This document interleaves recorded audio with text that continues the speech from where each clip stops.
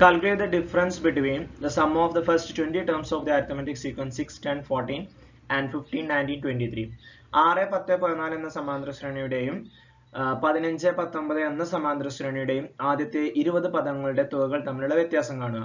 അപ്പോൾ നമ്മൾ ഇതിനു മുമ്പ് ചെയ്ത ക്വസ്റ്റ്യനിൽ ഒരു ക്വസ്റ്റ്യൻ നമ്മൾ ചെയ്തിട്ടുണ്ട് ഇതിനു മുമ്പ്. അതായത് ഒരു സമാന്തര ശ്രേണി തന്നെ, അതായത് 6, 10, 14 എന്ന് പറയുന്ന സമാന്തര ശ്രേണിയിൽ തന്നെ ആദ്യത്തെ 20 പദങ്ങളും അടുത്ത 20 പദങ്ങളുമായിരുന്നു നമ്മൾ കണ്ടെത്തിയിരുന്നത്.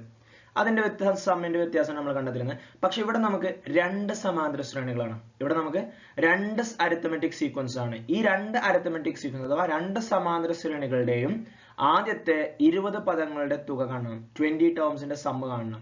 എന്നിട്ട് ആ സമ്മുകൾ തമ്മിലുള്ള വ്യത്യാസം, ആ തുകകൾ തമ്മിലുള്ള വ്യത്യാസം എത്രയെന്നാണ് ചോദിച്ചിട്ടുള്ളത്. അപ്പൊ ഇവിടെ നമ്മൾ ഏത് ഇക്വേഷൻ യൂസ് ചെയ്യണം? ഇവിടെ നമുക്ക് ലാസ്റ്റ് ടേം അറിയില്ല, അതുകൊണ്ട് നമുക്ക് രണ്ടാമത്തെ ഇക്വേഷൻ യൂസ് ചെയ്താൽ മതി. മുമ്പത്തെ ക്വസ്റ്റ്യനിൽ നമ്മൾ അൽജിബ്ര കണ്ട് ഫസ്റ്റത്തെ ഇക്വേഷൻ യൂസ് ചെയ്ത്. എന്തുകൊണ്ടാ? സെയിം സമാന്തര ശ്രേണിയിലെ തന്നെ 21ാമത്തെ പദം നമുക്ക് അവിടെ കാണേണ്ടതായിട്ടുണ്ടായിരുന്നു. ഇവിടെ രണ്ട് വ്യത്യസ്ത സമാന്തര ശ്രേണികളാണ്. ശരിക്കും ശ്രദ്ധിച്ചു നോക്കിയേ, രണ്ട് വ്യത്യസ്ത സമാന്തര ശ്രേണികളാണ്. ഇതിന്റെ ഫസ്റ്റ് ടേമും തന്നിട്ടുണ്ട്, കോമൺ ഡിഫറൻസ് നമുക്ക് കണ്ടുപിടിക്കാം. അപ്പൊ രണ്ടാമത്തെ ഇക്വേഷൻ യൂസ് ചെയ്താൽ മതി. ഓക്കെ, 6, 10, 14 എന്ന് പറയുന്ന സമ്മാണ് equation n/2 into 2f plus n-1 into d. f എന്ന് പറഞ്ഞ ഫസ്റ്റ് ടേം അത് 6 ആണ്.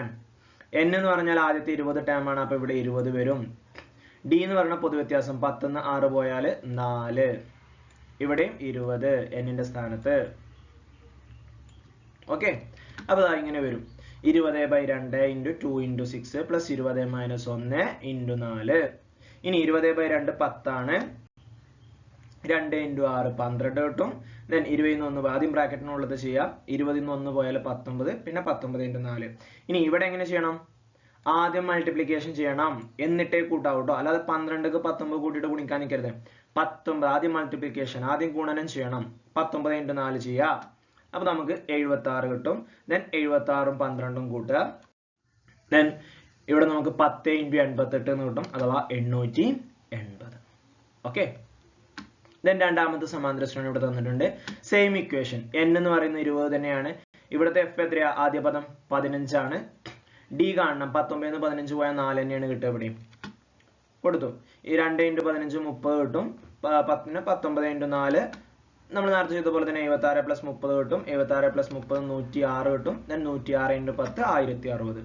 ഇനി ഈ രണ്ട് സമ്മുകൾ തമ്മിലുള്ള വ്യത്യാസം കണ്ടാൽ മതി. ഏതൊക്കെയാ? 880ഉം 1060ഉം തമ്മിലുള്ള വ്യത്യാസം കാണാം. അത് രണ്ടൊന്നും മൈനസ് ചെയ്താൽ മതി. ഓക്കെ, 1060 ന്ന് 880 മൈനസ് ചെയ്യണം. 1060 മൈനസ് 880. 0 ന്ന് 0 പോയാൽ 0, 6 ന്ന് പോകില്ല. അപ്പൊ ഇപ്പുറത്തുനിന്ന് കടടുത്ത് പോന്നിട്ട് ഇവിടെ 9 ആവും, ഇവിടെ 0 ആവും അല്ലെ. 1 എന്ന് ഇപ്പുറത്ത് കിട്ടും, ഇവിടെ 10 ആയി. 10 ന്ന് 1 16, 16 ന്ന് 8 പോയാൽ 8. ദെൻ 9 ന്ന് 8 പോയാൽ 1, 180.